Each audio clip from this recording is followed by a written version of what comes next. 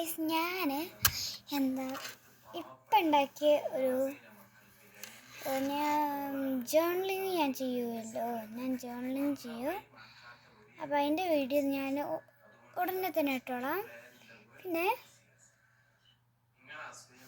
ഇപ്പം ഞാൻ എന്തിനാ വെച്ചാൽ ഞാനൊരു സാധനം ഉണ്ടാക്കിയിട്ടുണ്ട്. ഇപ്പം ഉണ്ടാക്കിയതേ ഉള്ളൂ കേട്ടോ. കുറച്ച് വീഡിയോസൊക്കെ കണ്ടിരുന്ന് അങ്ങനെയൊക്കെ ഉണ്ടാക്കിയതാണ്.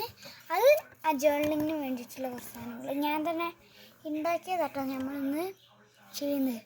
അപ്പം ഒരു ഫ്രെയിമാണ് കാർഡ്ബോർഡ്. ഒരു കാർഡ്ബോർഡിൻ്റെ അത് എങ്ങനെ ഉണ്ടാക്കാമെന്ന് ഞാൻ പറഞ്ഞുതരാം. ഒരു സ്ക്വയർ ഷേപ്പിൽ ഒരു കാർഡ്ബോർഡിൻ്റെ പീസ്,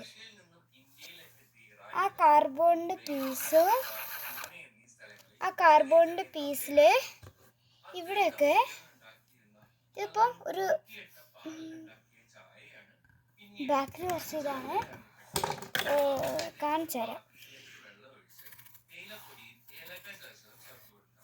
ഇങ്ങനെയാണ് ഇങ്ങനെയല്ല വേണ്ടേ, നല്ല വൃത്തിക്ക് നല്ല വൃത്തിയിൽ ഞാൻ ഇതിൻ്റെ ഉള്ളിൽ വരച്ചു തരാം.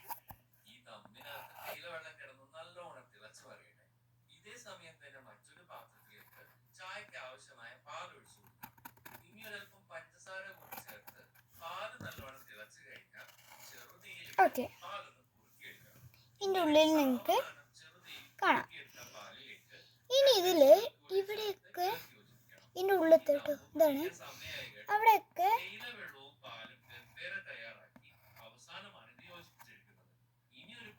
എല്ലാ സ്ഥലവും ഒന്ന് പോക്കുക.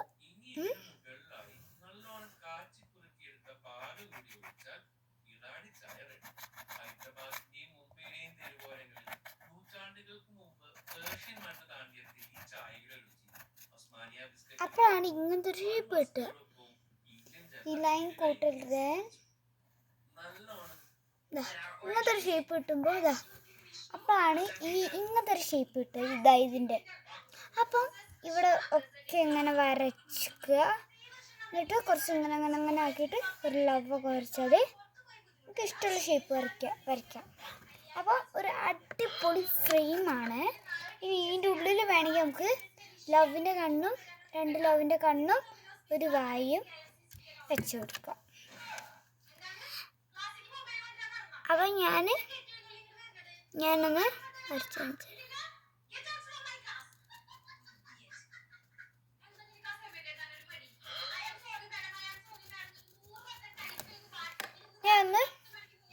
ഒന്ന് അപ്പം കഴിഞ്ഞിട്ടുണ്ട്. വായും ഒരു നാക്ക് വരച്ചെടുത്തത് ഇതാണ് എൻ്റെ കൂടെ.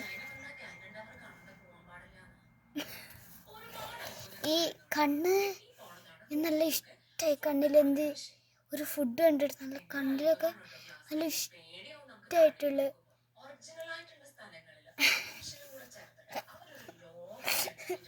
ഇനി ഇത് ഒരു നല്ല അടിപൊളി കുറച്ചും കൂടി കറുപ്പ് കളറാക്കിയിട്ട് ഇപ്പം തന്നെ കഴിഞ്ഞു. ഇത് പോസ് ആക്കേണ്ട ആവശ്യമില്ലായിരുന്നു. അപ്പോൾ ഒരു കുഞ്ഞു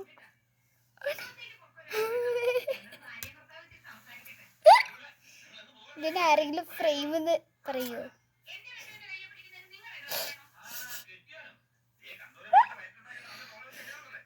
അപ്പം ഇഷ്ടപ്പെട്ട ലൈക്ക് ചെയ്യണം, സബ്സ്ക്രൈബ് ചെയ്യണം. ബൈ.